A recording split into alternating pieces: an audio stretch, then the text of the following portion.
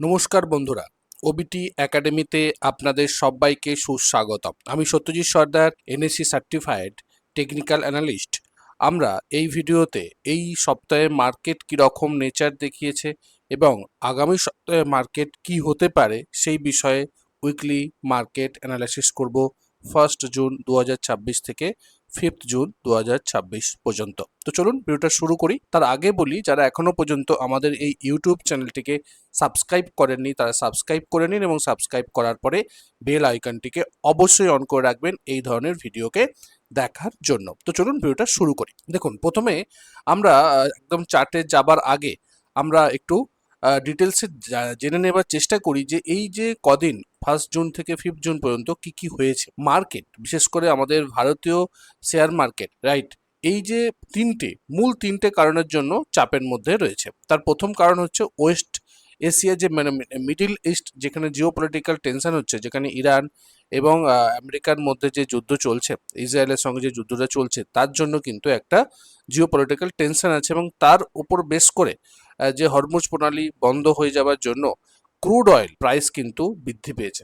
প্রায় $100 আপনার প্লাস হচ্ছে, আপনার ক্রুড অয়েল অলরেডি চলে গেছে, রাইট?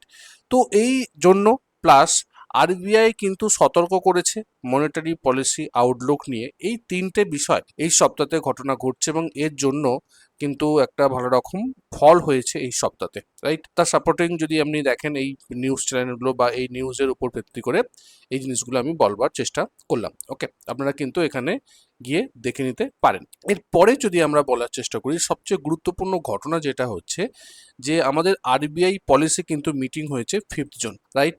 এবং এখানে রেপো রেট কিন্তু অপরিবর্তিত রয়েছে, মানে 5.25, মানে রেপো রেট কিন্তু চেঞ্জ করা হয়নি। কিন্তু বাজারকে অবাক করেছে অনেক কিছু। আরবিআই যে ফোরকাস্ট করেছিল যে জিডিপি গ্রোথ কিন্তু আগের তুলনায় জিডিপি গ্রোথ কমেছে, রাইট? এবং আগে ছিল 6.9%, এখন হচ্ছে 6.6%, রাইট? এবারে ইনফ্লেশন কিন্তু বেড়েছে। ইনফ্লেশন কত ছিল? 4.6% ছিল এবং সেই জায়গা থেকে 5.1% কিন্তু বৃদ্ধি পেয়েছে। মানে আরবিআই গ্রোথের নিয়ে আগের চেয়ে অনেক কম আশাবাদী। গ্রোথ কিন্তু হচ্ছে না। ইনফ্লেশন রেট বেড়ে গেছে, রাইট? রিস্ক বেড়ে গেছে। ভবিষ্যতে রেট কাট এর সম্ভাবনা কমে গেছে, মানে রেট কাট যে হতে পারে তার সম্ভাবনা কিন্তু কমছে। এই কারণে পলিসি ডেতে, মানে বিশেষ করে এই 5 জুনে যদি আপনি মার্কেটকে দেখেন, প্রথমে কিন্তু উঠলেও বিক্রয়ের চাপ আছে এবং ভালো রকম একটা সেলিং ক্যান্ডেল বা একটা রেড ক্যান্ডেল তৈরি হয়েছে। তার সাপোর্টিং ডকুমেন্টস এটা হচ্ছে আমাদের ইকোনমিক্স টাইমসের নিউজ। ওকে, 5 তারিখে এটা পাবলিশ হয়েছে। এর উপর বেস করে কিন্তু আমি এটা বলবার চেষ্টা করলাম যে এখানে রেপো রেট 5.25 অপরিবর্তিত অবস্থায় রয়েছে। জিওপলিটিক্যাল যদি আমরা দেখার চেষ্টা করি, জিওপলিটিক্যালে ওয়েস্ট এখনো পর্যন্ত, মানে ওয়েস্ট এশিয়া যে কনফ্লিক্ট, যেটা ইরানের সঙ্গে অলরেডি আমেরিকার চলছে, সেটা কিন্তু এখনো পর্যন্ত টোটালি বন্ধ হয়নি। এখনো পর্যন্ত চলছে, কোনো একটা কারণবশত ইসরায়েলের সঙ্গেও চলছে এবং যুদ্ধ এখনো পর্যন্ত টোটালি শেষ হয়নি, মানে শান্তি চুক্তি কিন্তু এখনো হয়নি। তার জন্য কি হচ্ছে যে অয়েলের দাম, মানে বিশ্ব মার্কেটে, ওয়ার্ল্ড মার্কেটে কিন্তু প্রায় 100+ ডলারের উপরে চলে গেছে। সেই জায়গা থেকে কিন্তু আমাদের, বিশেষ করে যারা আমাদের ইন্ডিয়ার মতন যে সমস্ত কান্ট্রি আছে, ইন্ডিয়াতে প্রায় 85% কিন্তু ইম্পোর্ট করা হয়, রাইট? অয়েল ইম্পোর্ট করা হয়। তার জন্য কিন্তু আমরা সব থেকে বেশি এখানে হ্যাম্পার হচ্ছি, রাইট? এবং ক্রুড অয়েলের যে ইম্প্যাক্ট, সেটার জন্য কিন্তু মার্কেটে একটা ভালো রকম ফল দেখা যাচ্ছে এবং আমাদের এখানেও কিন্তু তেলের দাম, ডিজেলের দাম, পেট্রোলের দাম এবং গ্যাসের দাম কিন্তু বাড়ছে, রাইট?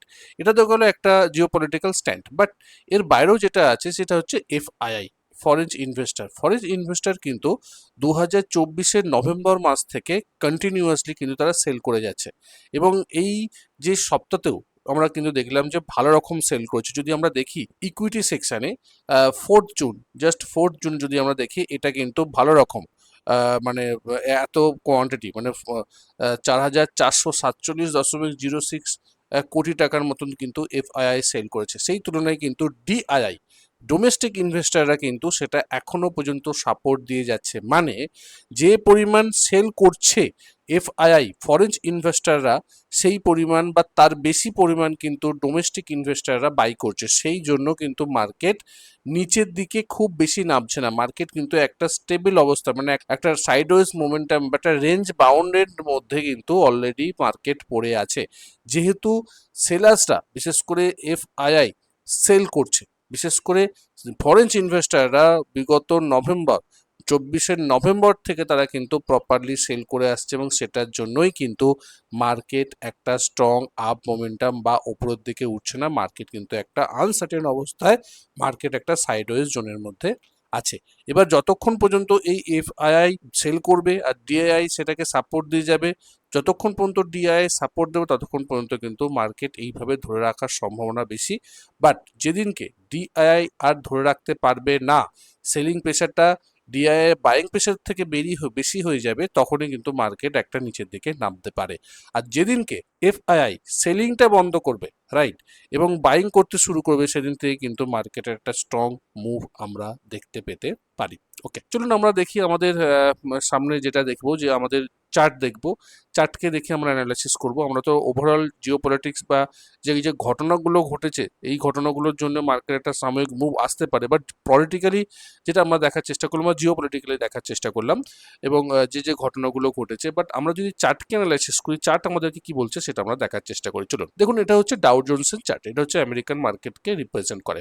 ডাউ জোন্সকে যদি আমরা দেখি, এই যে আগের সপ্তাহে একটা ভালো রকম ব্রেকআউট হয়ে প্রাইস উঠছিল, বাট ব্রেকআউট হওয়ার পরে প্রাইসের মধ্যে কিন্তু এখানে ইনডিসিশন দেখা গেছে, মানে একটা ডোজি টাইপের ক্যান্ডেল হচ্ছে, যেটা আমাদেরকে এটা বোঝায় যে মার্কেটের মধ্যে সিদ্ধান্ত নিতে পারছে না মার্কেট উপরের দিকে যাবে না নিচের দিকে যাবে।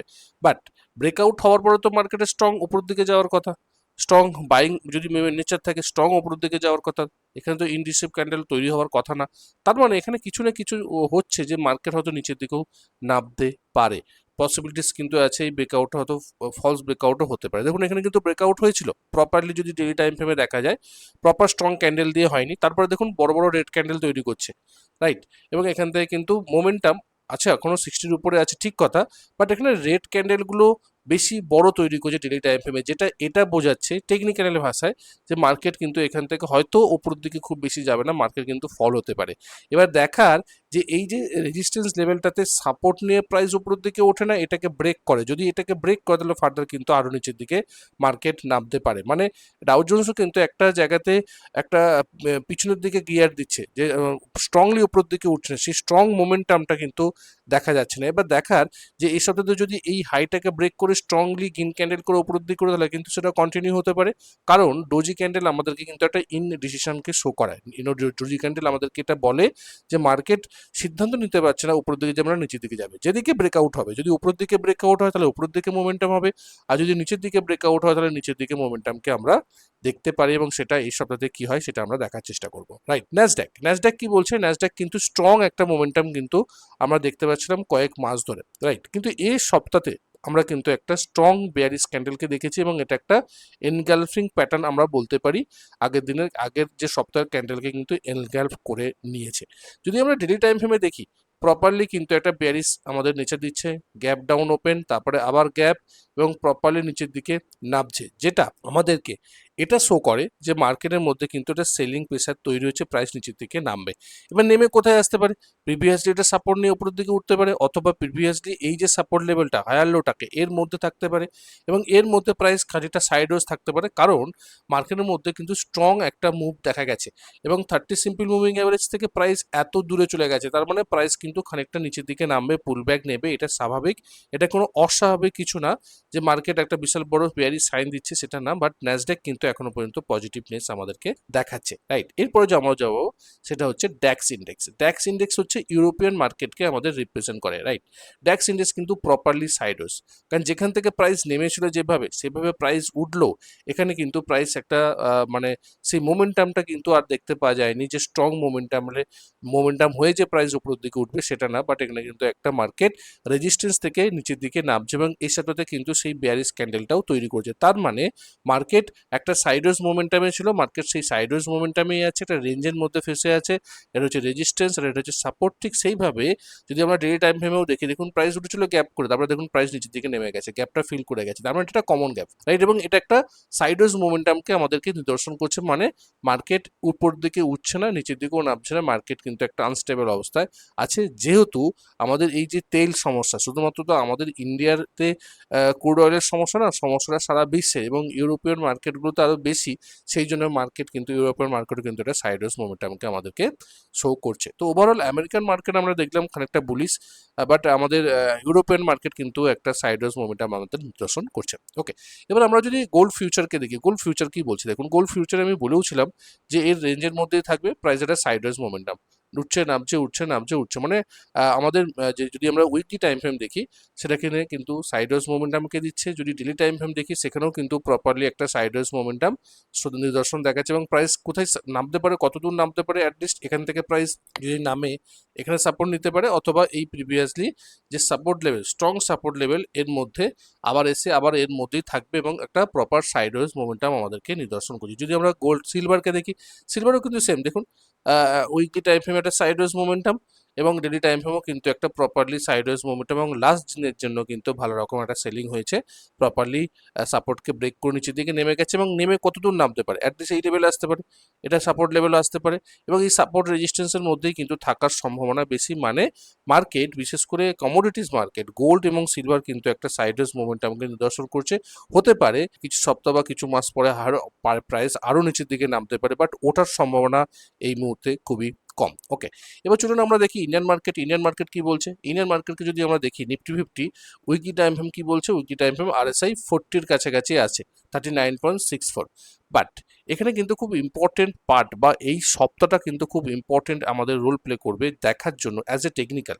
যদি আমরা দেখি এই লেভেল এবং এই লেভেলের মধ্যে আমরা একটা ট্রেন্ড লাইনকে ড্র করেছিলাম, যদি মার্কেট এই সপ্তাহে এটাকে পজিটিভলি ক্লোজ দিয়ে উপরের দিকে ওঠে, তার মানে মার্কেটের মধ্যে একটা স্ট্রেংথ উপরের দিকে আমরা দেখতে পাবো। আর যদি মার্কেট নিচের দিকে নামে, এই সাপোর্ট লেভেলে সাপোর্ট নিতে আসে, প্লাস RSI যদি 40-র নিচে নেমে যায়, তাহলে কিন্তু মার্কেটে একটা বেয়ারিশ সাইন আমরা দেখতে পাবো। ডেলি টাইম ফ্রেমে গেলাম, জিনিসটা আমরা আরো বেটারলি বুঝতে পারবো। দেখুন ডেলি টাইম ফ্রেমে আমরা কি করেছিলাম, আমরা ট্রেন্ড লাইনকে ড্র করেছিলাম, রাইট? এখান থেকে ট্রেন্ড লাইন রেজিস্ট্যান্স নিয়ে নিচের দিকে নামছে, এবং প্রিভিয়াসলি যে গ্যাপটা ছিল সেই গ্যাপে সাপোর্ট নিয়েছে। এই গ্যাপের যে সাপোর্টটা, এই সাপোর্টটা যদি ব্রেক হয়ে যায়, ব্রেক হয়ে যদি নিচের দিকে নামে এই লেভেলে সাপোর্ট নিতে আসে, বা প্রিভিয়াসলি মান্থলি টাইম ফ্রেমে যে সাপোর্ট লেভেল, এটা এই যে গ্রিনটা দেখা যাচ্ছে, এটা মান্থলি টাইম ফ্রেমে সাপোর্ট লেভেল, এই লেভেলে যদি প্রাইস সাপোর্ট নিতে আসে, তাহলে কিন্তু একটা সম্ভাবনা থাকতে পারে যদি এটাকে ব্রেক করে যায়। ব্রেক করলে তাহলে কি হবে, RSI 40 নিচে চলে আসবে, উইকলি টাইম ফ্রেমে RSI 40 নিচে চলে আসবে, যেটা একটা আমাদেরকে বেয়ারিশ সাইন বহন করবে মার্কেটের। আর যদি মার্কেটকে বুলিশ হতে হয়, সেক্ষেত্রে কিন্তু এই ট্রেন্ড লাইনটাকে ব্রেক করে উপরের দিকে গেলে আমরা সেটাকে কন্টিনিউ একটা বুলিশ সাইন আমরা দেখতে পারি, অ্যাটলিস্ট এই রেজিস্ট্যান্স লেভেল, অথবা এটাকে যদি ব্রেক করে এই লেভেল পর্যন্ত আবার যাওয়ার সম্ভাবনা থাকবে। মানে মার্কেট একটা সাইডওয়েজ জোনের মধ্যেই আছে, বা সাইডওয়েজ জোন থেকে একটা বুলিশ টেরিটরির দিকে বা বুলিশ মোমেন্টামের দিকে যাওয়ার একটা সম্ভাবনা আমরা দেখতে পাবো, যদি এই রেজিস্ট্যান্স লেভেলটাকে ব্রেক করে, মানে এই ট্রেন্ড লাইনটাকে যদি ব্রেক করে। ওকে, তো মার্কেট আমাদেরকে কি বলবার চেষ্টা করছে, মার্কেট কিন্তু একটা চপি মার্কেট, মার্কেট কিন্তু একটা সাইডওয়েজ মার্কেট, সিদ্ধান্ত নিতে পারছে না মার্কেট কোন দিকে যাবে।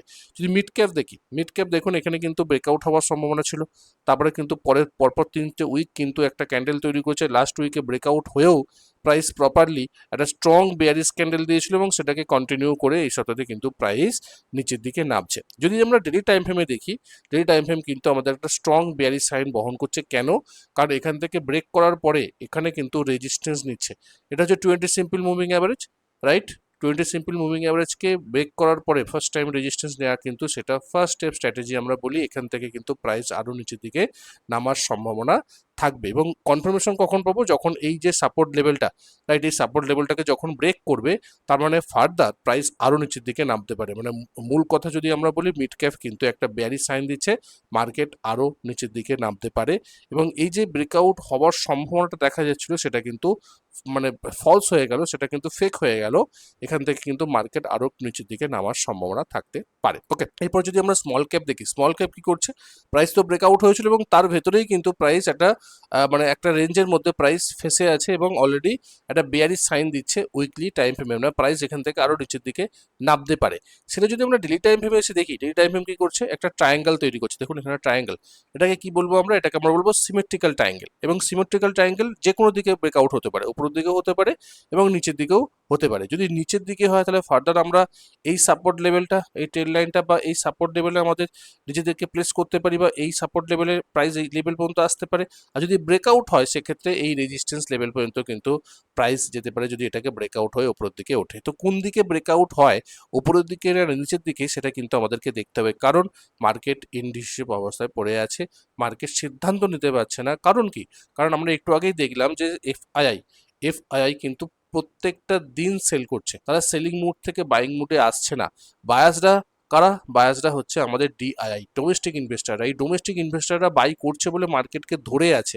তো এই ইন দ্য সেন্স মার্কেট যে খুব বেশি উপরের দিকে যাওয়ার সম্ভাবনা আছে সেটা কিন্তু নয়। এফআইআই বা ডিআইআই এর ডেটাকে যদি আমরা দেখি, মার্কেট নিচের দিকে নামতে পারে, উপরের দিকে যাওয়ার এই মুহূর্তে সম্ভাবনা কম, যতক্ষণ না পর্যন্ত ডিআইআই বাই না করছে। ওকে, এবার চলুন আমরা দেখি ব্যাগ নিফটি। ব্যাগ নিফটি কি বলছে, bank Nifty properly bearish sign দেখাচ্ছে। দেখুন বিয়ারিশ মানে সাইডওয়েজ মোমেন্টাম দেখাচ্ছে, প্রাইস যেমন নেমেছিল উঠেছিল, ওঠার পরে প্রাইস হায়ার লো করছে।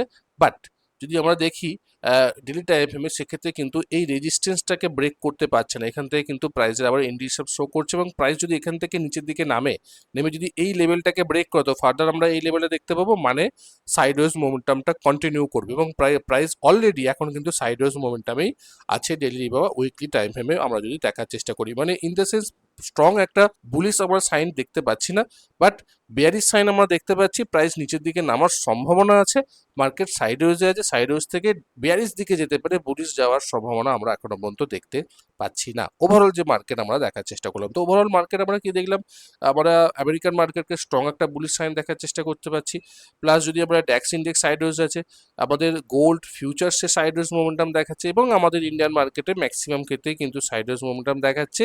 স্ট্রং বুলিশ সাইন পাওয়া যাচ্ছে না, কারণ এফআইআই এখনো পর্যন্ত সেলিং মোডে আছে। এবার আমরা দেখি আমাদের বাংলাদেশ মার্কেট কি বলছে। বাংলাদেশ মার্কেট কিন্তু একটু উল্টো কথা বলছে। যদি আমরা দেখি বাংলাদেশ মার্কেট কিন্তু স্ট্রং বুলিশ সাইন বহন করছে, যেটা আমরা মান্থলি টাইম ফ্রেমেও দেখেছিলাম, স্ট্রং বুলিশ আমাদের রেঞ্জশিপ দেখাচ্ছিল। সেক্ষেত্রে তার পরবর্তী ক্ষেত্রে যদি আমরা উইকলি টাইম ফ্রেমে দেখি, প্রাইস নিচের দিকে নেমেছে, উঠেছে, নেমেছে। যখন যুদ্ধ তৈরি হলো, মানে মধ্যপ্রাচ্যে যখন একটা গন্ডগোল তৈরি হচ্ছে, ইরানে মানে আমেরিকার সঙ্গে যুদ্ধ যখন শুরু হয়েছিল, সেই সময় কিন্তু এই দুটো ক্যান্ডেল তৈরি হয়েছিল। তারপরে কিন্তু প্রাইস এত সপ্তাহ কিন্তু এর মধ্যে হল্ট করে। আমি বলেছিলাম যখন এই রেঞ্জটা হয়েছিল, এই রেঞ্জের মধ্যেই কিন্তু প্রাইস সাইডওয়েজ থাকবে, এবং প্রপারলি সেই সাইডওয়েজ থাকার পরে এই সপ্তাহে কিন্তু স্ট্রং একটা মুভ দিয়েছে, স্ট্রং মুভ দিয়েছে। যদি ডেলি টাইম ফ্রেমে দেখে দেখুন, স্ট্রং মুভ দিয়েছে, স্কুইজ ব্রেকআউট হয়েছে, রেজিস্ট্যান্স ব্রেকআউট হয়েছে, স্ট্রং মুভ দিয়েছে, আর এসে 60-র উপরে উঠেছে। এক্ষেত্রেও উইকলি টাইম ফ্রেমেও কিন্তু আর এসটাই 60-র উপরে উঠেছে, যেটা আমাদের কিন্তু একটা স্ট্রং বুলিশ সাইন। এবং এখান থেকে স্ট্রং মুভ আমরা তখনই পাবো যখন এই উইকলি টাইম ফ্রেমের রেজিস্ট্যান্স লেভেলটা এবং এই উপরের দিকে এই রেজিস্ট্যান্স লেভেলটা এবং এই রেজিস্ট্যান্স ট্রেন্ড লাইনটাকে ব্রেক করে স্ট্রংলি প্রাইস উপরের দিকে উঠবে। ওটা মার্কেট যখন এই লেভেল প্রায় 5,700-র কাছাকাছি বা 700 ওপরে উঠবে, এই লেভেলটাকে ক্রস করে উপর দিকে, তখনই কিন্তু strong momentum, strong up momentum আমরা দেখতে পাবো।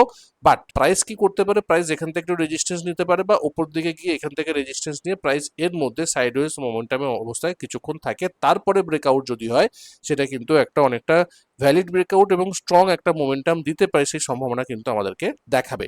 তো ডিসেক্স মানে বাংলাদেশ মার্কেট কিন্তু একটা স্ট্রং মোমেন্টাম বা একটা বুলিশ সাইন দেওয়ার চেষ্টা করছে, যতক্ষণ না পর্যন্ত এই লেভেলকে না ব্রেক করছে ততক্ষণ স্ট্রং মোমেন্টাম পাবো না। বাট এখনো পর্যন্ত কিন্তু বুলিশ সাইন আমরা দেখতে পাচ্ছি যে প্রাইস অ্যাটলিস্ট এই লেভেল পর্যন্ত যাওয়ার সম্ভাবনা আছে।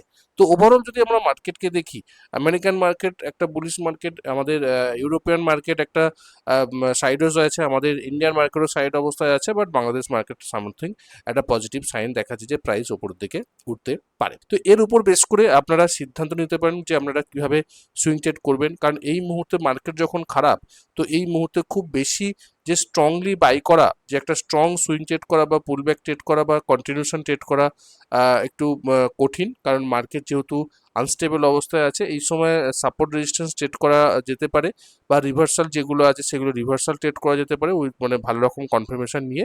তাড়াহুড়ো না করে, ফোমোতে না পড়ে মানে অল্প অল্প করে ট্রেড করুন, বেশি জোরে ট্রেড করবেন না বা বেশি অ্যামাউন্ট নিয়ে ট্রেড করবেন না, যাতে আপনার লস হওয়ার সম্ভাবনা বেশি হতে পারে। কারণ মার্কেট খারাপ অবস্থা দেখাচ্ছে, মার্কেট বিয়ারিশ সাইন দেখাচ্ছে, এখান থেকে মার্কেট যদি নিচের দিকে নেমে যায় আর যদি আপনার পজিশন বেশি হয়, সেক্ষেত্রে কিন্তু লস হওয়ার সম্ভাবনা বেশি থাকবে। তো সেই জন্য এই সময় একটু নিজেকে স্টেবল অবস্থায় অল্প কোয়ান্টিটি দিয়ে একটু মানে অল্প অল্প করে ট্রেড করুন। এই সময় বেশি শেখার মেন্টালিটি দিন, কারণ এই মুহূর্তটা মার্কেটের কে যদি আপনি অনুধাবন করতে পারেন, এই সেন্সগুলোকে বোঝার চেষ্টা করতে পারেন যে মার্কেট কি বলবার চেষ্টা করছে, তাহলে কিন্তু আপনার নলেজটা বৃদ্ধি পাবে। ইন ফিউচারে যখন একটা স্ট্রং মোমেন্টাম পাওয়া যাবে, সেই সময় কিন্তু একটা আপনি ভালো রকম মুভকে ক্যাপচার করতে পারবেন, যদি আপনি এই সময় একটু ভালো রকম নলেজ বিল্ড করে নেন। তো আশা করি এখান থেকে আপনারা অনেক কিছু শিখেছেন, জানতে পেরেছেন এবং বুঝতে পারছেন, এবং এই অ্যানালাইসিসগুলোকে দেখে বুঝে শিখে আপনি আপনার ট্রেডিংয়ে কাজে লাগাতে পারছেন। যদি আপনার এই ভিডিওটা আপনার নলেজকে 1% বৃদ্ধি করতে সাহায্য করে,